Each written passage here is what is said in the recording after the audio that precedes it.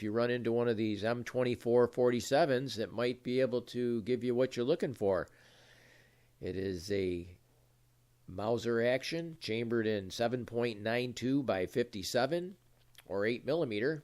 It has a 21 and a quarter inch barrel, 1 and 9.75 twist.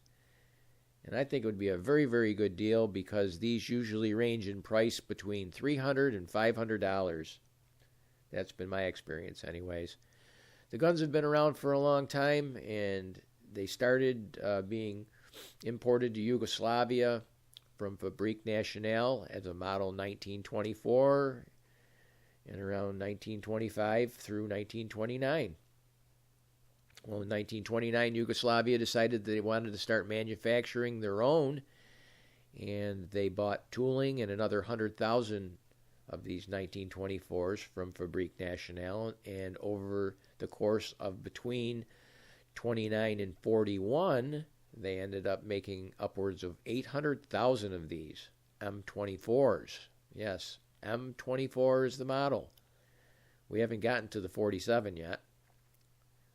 Well, they made a whole bunch of guns, and then what happened? World War II broke out. Germany invaded, and they actually went through the Kragujevac factory where all of these guns were manufactured. Well, there were other factories, but that was one of the major factories. And they confiscated all the guns and brought them back to Germany, as well as all of the tooling. So what a waste, right? So the war ended, and pretty much what was left in Yugoslavia was what the Germans left behind, which were the Gewehr 98s.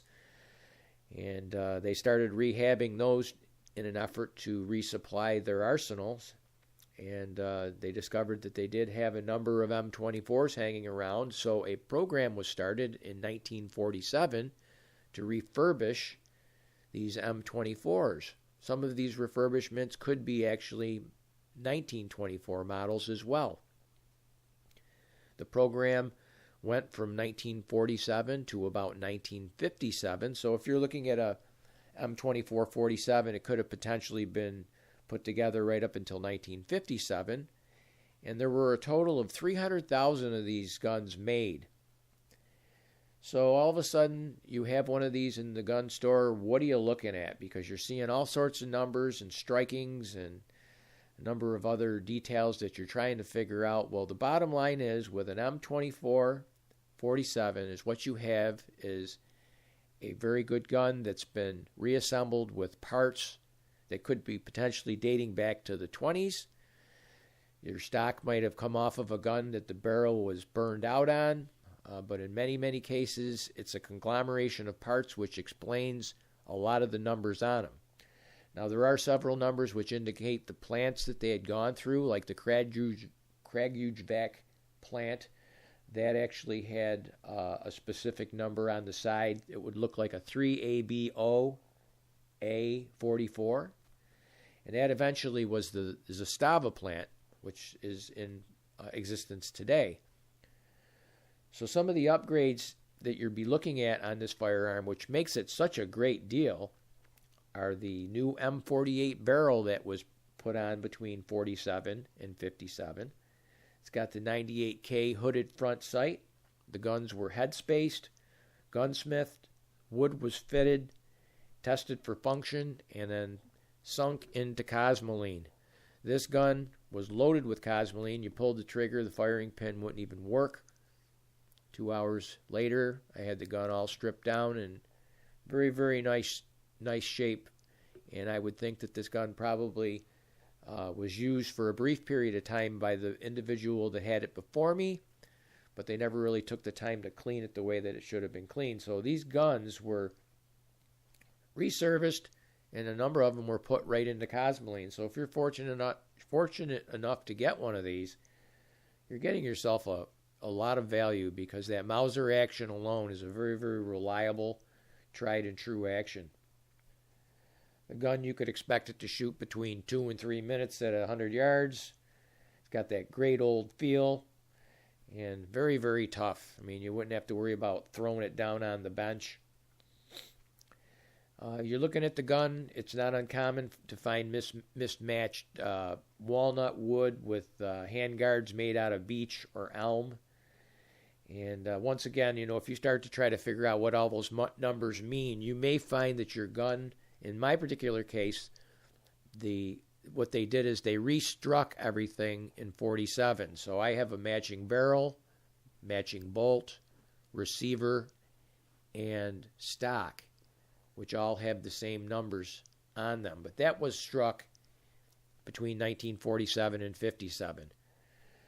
Now, these guns are never going to end up turning into being something outstandingly special, but what they do possess are what all of the other military rifles possess, and it's just that feel that you have.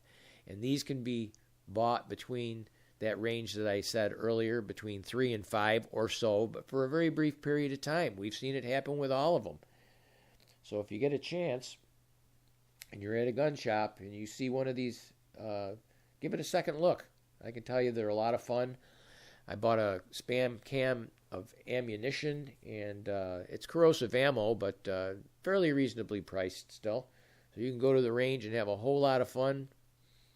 And the money that you save buying one of these, you could buy a whole can of ammunition as well. So we're going to take it to the range now and take a look and see how the gun functions. And let's have a look. So we've got our spam can of ammunition. This ammunition is Romanian, corrosive, steel core, made in possibly 1972. It's kind of exciting. It's like 10 degrees outside. I've got my can opener. I'll be opening up a fresh can of ammunition using the forearm method. One needs 10 bullets to kill a deer. And the minute I cracked the can, you could smell nitro. Here's the lid with some numbers on it. And I don't know what all of them mean. I went on and tried to do a little research, but 7.92 caliber, light ball ammunition, steel core. The cases are lacquered steel. 3880. So first firing, I measured one of those unfired cases. 3880. The needle, it's 80. I fire a round. It's got a little bang to it. Now I'm going to measure the fired case to see how the head spacing is on this gun, which it's pretty darn good. After it was fired, the primer pushed out the back a couple thousandths. So what you're left with, remember we were at 80. Did you shoot the steel? Yep. So and that was 3880. And with the primer sticking out the back, it's 3897. Its shoulders move forward, So it's only 17 thousandths, but if you take out 2 thousandths for the primer, head spacing on that one's it's got a head spacing of around 15 thousandths. a 3-shot group, 3 inches, looks like. Good to shoot? Yeah. Okay.